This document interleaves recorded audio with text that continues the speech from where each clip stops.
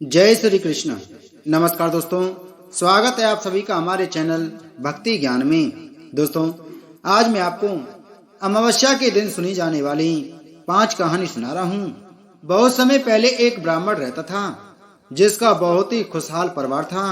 ब्राह्मण की एक सुंदर कन्या थी। जब ब्राह्मण की कन्या बड़ी हुई तो ब्राह्मण अपनी कन्या के विवाह को लेकर चिंतित रहने लगा। ब्राह्मण की कन्या देखने में बहुत ही रूपवान थी। इसके साथ ही वह सुशील और गृह कार्य में भी दक्ष थी। इन सभी गुणों के होने के बावजूद भी ब्राह्मण की कन्या के विवाह का योग नहीं बन रहा था। एक बार ब्राह्मण के घर में एक साधु महाराज पधारे। ब्राह्मण की कन्या ने साधु की बहुत सेवा की। ब्राह्मण की कन्या से साधु महाराज बहुत प्रसन्न हुए और उन्होंने ब्राह्मण की कन्या को लंबी उम्र का आशीर्वाद दिया। ब्राह्मण ने साधु महाराज को बताया कि उनकी कन्या का विवाह नहीं हो रहा है और ब्राह्मण ने साधु महाराज से ऐसा कोई उपाय पूछा जिससे उसकी कन्या का विवाह जल्दी हो जाए। तब साधु महाराज ने विचार करके ब्राह्मण को बताया कि बहुत दूर एक गांव में एक औरत रहती है जिसका नाम सोना है और वह औरत धोबिन है। साधु महाराज ने बताया कि सोना धोबिन एक बहुत ही पतिव्रता स्त्री है। अगर तुम अपनी कन्या का विवाह जल्दी करना चाहते हो तो अपनी बेटी को उसकी सेवा के लिए उसके पास भेजो। जब वह औरत तुम्हारी कन्या को अपनी मांग का सिंदूर लगाएगी तो तुम्हारी बेटी का विवाह जल्दी हो जाएगा। साधु महाराज की आज्ञा मानकर ब्राह्मण ने अपनी कन्या को दूसरे गांव सोना धोबिन के पास भेज दिया। धोबिन अपने घर में अपने बेटे और बहू के साथ रहती थी। ब्राह्मण की बेटी सुबह जल्दी सोकर उठ जाती थी और सोना धोबिन के घर के सारे काम करती थी। 2-3 दिनों तक सभी कुछ ठीक चलता रहा। जब धोबिन ने देखा कि उसकी बहू प्रातः काल जल्दी उठकर सारे काम निपटाकर फिर से सो जाती है, तब उसने अपनी बहू से काम के विषय में पूछा। तब धोबिन की बहू ने बताया कि उसे लगता है कि यह सारे काम आप करती हैं। तब धोबिन ने विचार किया कि अगली सुबह जल्दी उठकर छुपकर देखें कि घर के सारे काम कौन करता है। अगले दिन जब धोबिन सुबह जल्दी उठकर छुपकर देखने लगी कि घर के सारे काम कौन करता है, तब उसने देखा कि ब्राह्मण की बेटी ने आकर उसके घर के सभी काम किए। तब ब्राह्मण की बेटी को धोबिन ने पकड़कर पूछा। तब ब्राह्मण की कन्या ने अपनी सारी कहानी सोना धोबिन को सुनाई। ब्राह्मण की कन्या की कहानी सुनकर धोबिन ने अपनी मांग का सिंदूर निकालकर ब्राह्मण की कन्या को लगाया। जैसे ही सोना धोबिन ने अपनी मांग का सिंदूर ब्राह्मण की कन्या को लगाया, वैसे ही धोबिन के पति का देहांत हो गया। इस दिन सोमवती अमावस्या थी। अपने पति की मृत्यु से धोबिन दुखी होकर दौड़ते दौड़ते पीपल के पेड़ के पास गई। उस समय पीपल के पेड़ की परिक्रमा करने के लिए धोबिन के पास कोई सामग्री नहीं थी। तब सोना धोबिन ने ईंट के टुकड़ों से पीपल की 108 बार प्रदक्षिणा की। प्रदक्षिणा करने के बाद धोबिन के पति के प्राण वापस आ गए। तभी से इस दिन सभी विवाहित महिलाएं अपने पति की लंबी उम्र के लिए सोमवती अमावस्या के दिन व्रत रहकर पीपल के पेड़ की 108 बार प्रदक्षिणा करती हैं। कुछ दिनों के बाद ब्राह्मण की कन्या का भी अच्छी जगह विवाह हो गया और वह अपने पति के साथ खुशी खुशी जीवन बिताने लगी। एक गांव में सास और बहू अकेले रहते थे और उनका बेटा विदेश में कमाने के लिए गया था। सास और बहू बहुत अच्छे से रहते थे। दोनों एक दूसरे की देखभाल करते थे। एक दिन बहू ने खाना नहीं खाया तो सास ने बहू से पूछा कि आज तुमने खाना क्यों नहीं खाया। तब बहू ने कहा कि सासू माँ, आज मेरा अमावस्या का व्रत है, इसीलिए मैंने खाना नहीं खाया। तब सासू ने कहा कि बहू, ये व्रत क्या होता है और यह व्रत करने से क्या फल मिलता है, मुझे भी समझाओ। तब बहू ने कहा कि सासू माँ, अमावस्या का व्रत करने से बहुत पुण्य मिलता है, घर में अन्न धन बना रहता है, सुख शांति रहती है तथा अटल सुहाग मिलता है और पुत्र प्राप्ति होती है।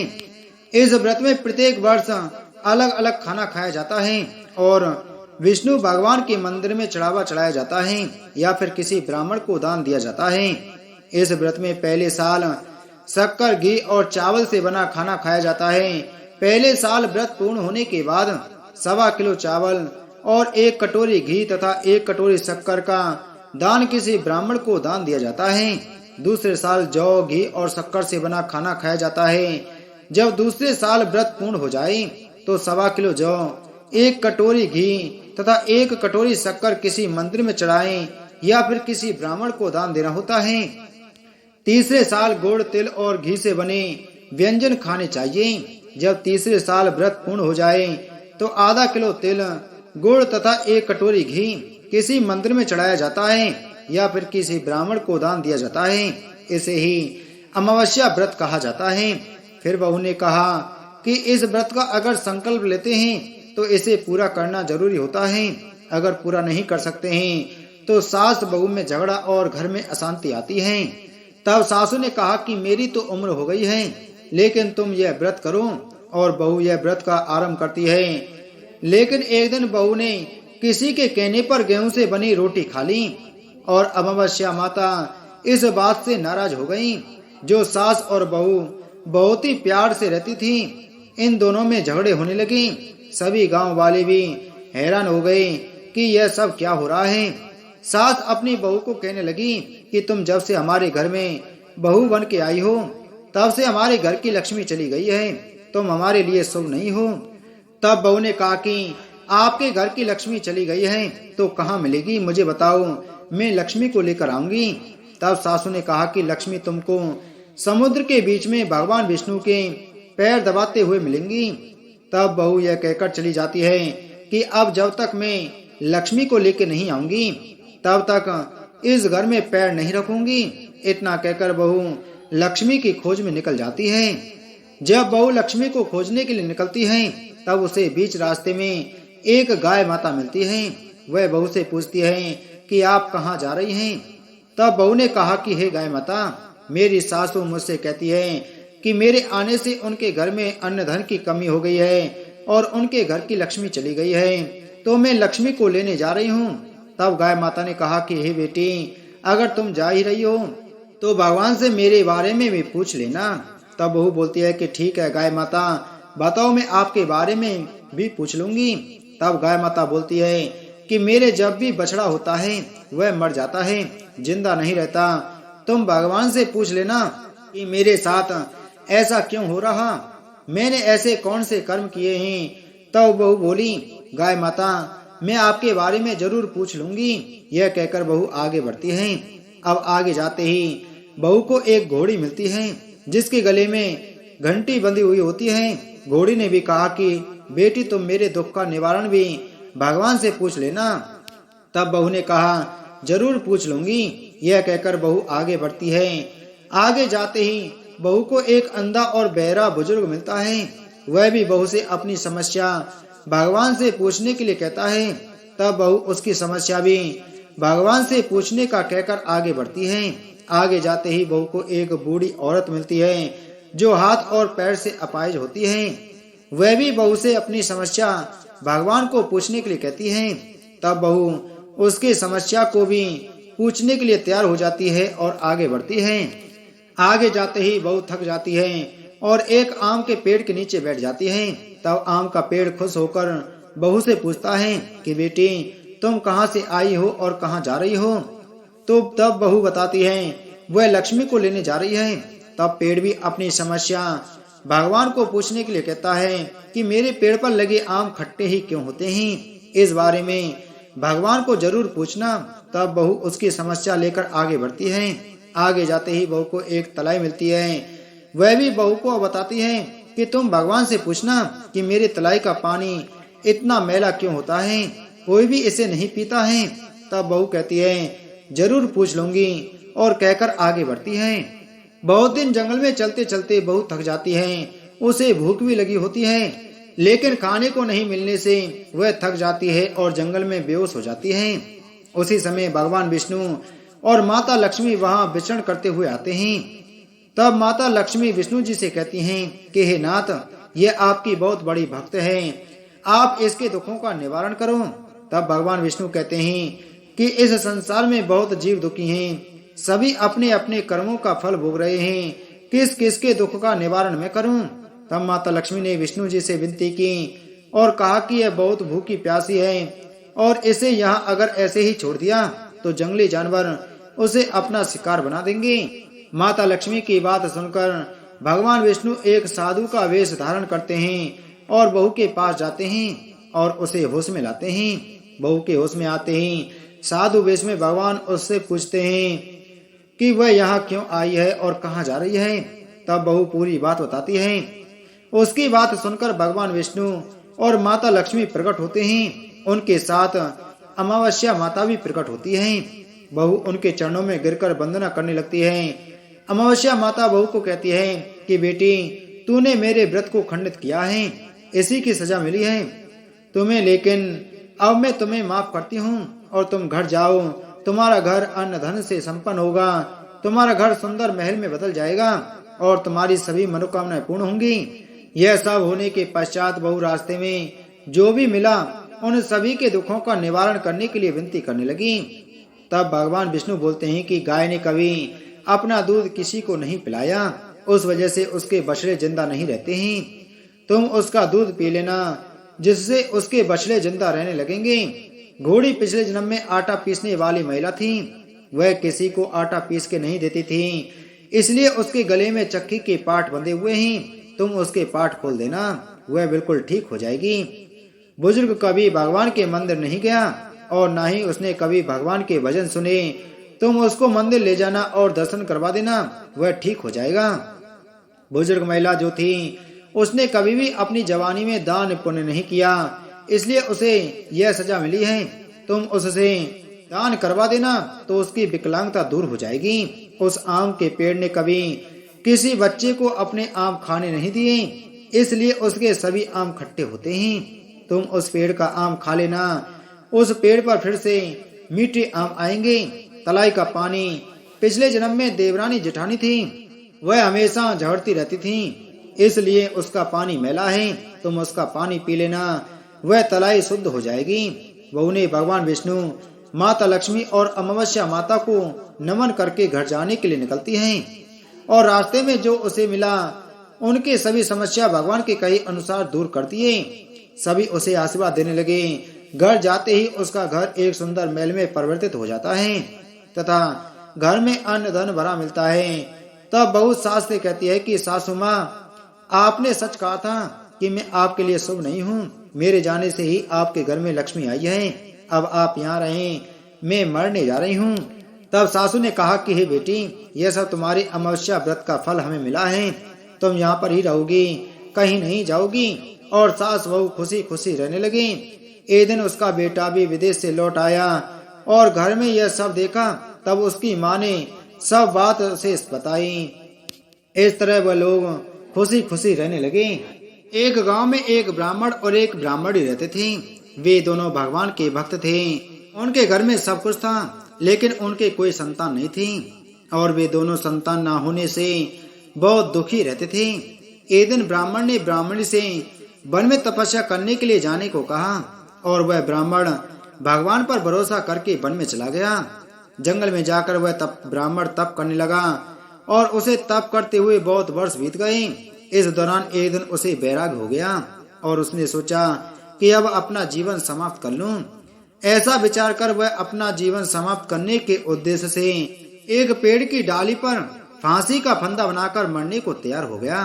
और तब ब्राह्मण को ऐसा करते देख अमावस्या प्रकट हुई और ब्राह्मण को मरने से रोकते हुए बोली कि हे ब्राह्मण, तुम्हारे भाग्य में 7 जन्मों तक कोई संतान नहीं लिखी है, किंतु मैं तुम्हें 2 कन्या का वरदान देती हूँ।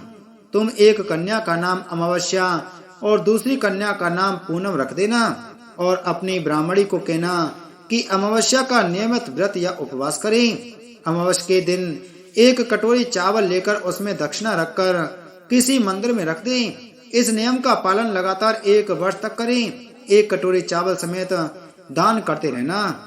अमावस्या से ऐसा वरदान पाकर ब्राह्मण घर आया और उसने सारा वृतांत अपनी पत्नी को बताया तथा अमावस्या के दिन ब्राह्मणी ने व्रत रखा। कुछ दिन बाद उस ब्राह्मण के घर में 2 कन्याओं का जन्म हुआ। तब ब्राह्मण ने एक कन्या का नाम अमावस और दूसरी कन्या का नाम पूनम रखा। धीरे धीरे कन्याओं के बड़ी होने पर ब्राह्मण ने उन कन्याओं का विवाह किया। बड़ी बहन अमावस बहुत धार्मिक प्रवृत्ति की थी, जबकि उसकी छोटी बहन भगवान का बिल्कुल भी ध्यान नहीं करती थी। बड़ी बहन के घर तो सुख समृद्धि और वैभव के भंडार भरपूर थे, पर छोटी बहन पूनम के घर दुख कम नहीं थे।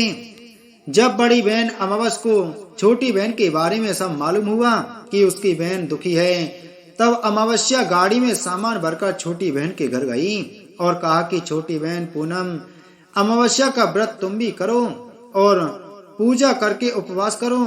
ऐसा करने से तुम्हारे घर में सुख समृद्धि का भंडार भर जाएगा। 1 वर्ष तक चावल का कटोरा भरकर दक्षिणा समेत दान करो। पूनम ने ऐसा ही किया तो कुछ दिन बाद उसके भी घर में धन धान्य और संतान की वृद्धि होने लगी। इस प्रकार जो भी अमावस्या का व्रत विधि पूर्वक करता है, उसके घर में धन धान्य के भंडार, सुख समृद्धि अमावस्या माता की कृपा से भर जाता है। पौराणिक कथा के अनुसार एक नगर में एक राजा रहता था। उसके राज्य में लोग अपने परिवार के साथ सुखी जीवन व्यतीत कर रहे थे। राजा की रानी बहुत ही धार्मिक विचारों वाली थी। राजा के महल के सामने एक साहूकार की हवेली थी। उस साहूकार की पत्नी से रानी की घनिष्ठ मित्रता थी। एक दिन हवेली से साहूकार की पत्नी की रोने चिल्लाने की आवाज आई, जिसके बाद रानी ने कारण पूछा। राजा ने बताया कि सेठ का पुत्र मर गया है। रानी हर दुख से वंचित थी, इसलिए वो राजा से पूछती है कि ये दुख क्या होता है कि सेठ की पत्नी इतना रो रही है। इस पर राजा ने बताया कि जब तुम्हारा बेटा मरेगा तब तुम्हें पता चलेगा। इसके बाद रानी ने अपने बेटे को नीचे फेंक दिया, लेकिन भगवान की कृपा से वो बच गया। रानी ने फिर पूछा, ये दुख क्या होता है? तब राजा ने कहा कि जब पड़ोसी राज्य में युद्ध होता है, मैं भी उस युद्ध में अकेला जाऊंगा। जब तुम मेरे मरने का समाचार सुनोगी तब पता चलेगा। रानी अमावस्या का व्रत करती थी, जिसके कारण राजा भी युद्ध जीतकर वापस आ जाते हैं। इसके बाद राजा ने रानी से कहा कि अब हम गंगा माँ के दर्शन को जाएंगे। तब मैं वहां जाकर गंगा नदी में कूद जाऊंगा, तब तुम्हें पता चलेगा कि दुख क्या होता है। भगवान शंकर कैलाश पर बैठकर सब कुछ देख रहे थे। उन्होंने माता पार्वती से कहा कि मैं तुम्हें सुखी आत्मा के दर्शन करवाता हूँ। इसके बाद भगवान शिव ने बकरे और माता पार्वती ने बकरी का रूप धारण किया। वह एक बावली के पास घास चरने लगे। रानी ने उस बावली को देखा तो उसने कहा कि हम यहीं विश्राम करेंगे। रानी ने महादेव और माता पार्वती की बातें सुन ली, जिसमें महादेव माता पार्वती से कहते हैं कि रानी ने अमावस्या का व्रत किया है, इसलिए इसे इस जन्म में कोई दुख नहीं मिलेगा। इसके बाद रानी को सब कुछ समझ आ गया और उसने राजा को सारी बात बताई। ऐसा माना जाता है कि अमावस्या का व्रत रखने से इंसान के जीवन के सभी संकट दूर हो जाते हैं। बहुत समय पहले की बात है, एक परिवार में 7 भाई थे। सभी का विवाह हो चुका था, सबके छोटे छोटे बच्चे भी थे। परिवार की सलामती के लिए 7 भाइयों की पत्नी अमावस्या का व्रत रखना चाहती थी, लेकिन जब पहले साल बड़े भाई की पत्नी ने व्रत रखा तो उनके बेटे की मृत्यु हो गई। दूसरे साल फिर और एक बेटे की मृत्यु हो गई। 7वें साल भी ऐसा ही हुआ। तब बड़े भाई की पत्नी ने इस बार अपने मृत पुत्र का शव कहीं छिपा दिया। गांव की कुल देवी माँ पोलेरम्मा उस गांव के लोगों की रक्षा के लिए पहरा दे रही थी। उन्होंने जब इस दुखी माँ को देखा तो वजह जाननी चाहिए। जब बड़े भाई की पत्नी ने सारा किस्सा सुनाया तो देवी पोलेरम्मा को दया आ गई।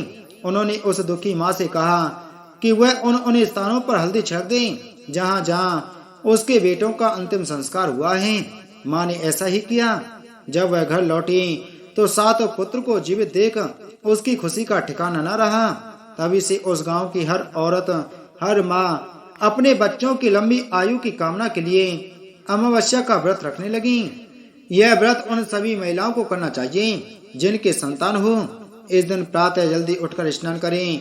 यदि संभव हो तो किसी पवित्र नदी में स्नान करें। स्नान के बाद सूर्य भगवान को जल अर्पण करें, क्योंकि अमावस्या को पितरों का दिन कहा जाता है, इसलिए इस दिन पिंडदान और तर्पण भी करना चाहिए। इसके पश्चात पूजन हेतु आटे से देवियों की 64 प्रतिमा या पिंड बनावे। इन सभी 64 प्रतिमाओं को एक साथ एक पाटे पर रखें।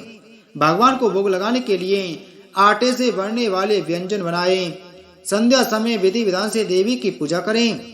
पूजन के समय देवी की प्रतिमा को सुहाग का सामान चढ़ाएं। पूजन के पश्चात ब्राह्मण को भोजन कराएं और स्वयं भोजन करें। बोलो अमावस्या माता की जय।